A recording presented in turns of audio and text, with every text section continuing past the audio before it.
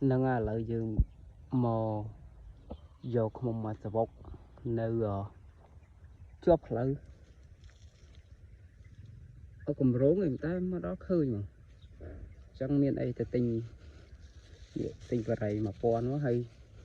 để cây dương miền xẹp vậy đào mà đặt tàm vậy chứ thì bảo lòng bộ bảo là nâu nụ cơ nhau vô vậy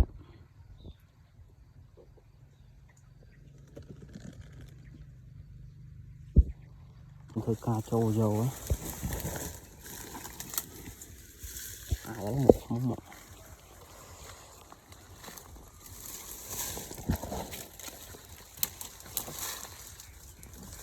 thông thông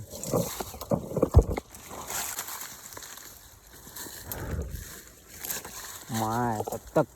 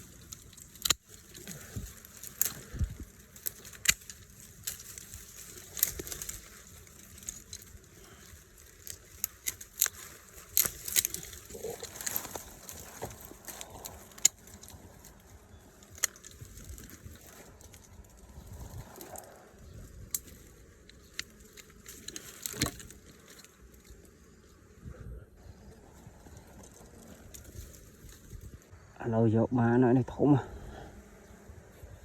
có ba tức êm ba tức ô tô sạch nên sao mà giờ đã đây rồi bàn thử thằng ăn này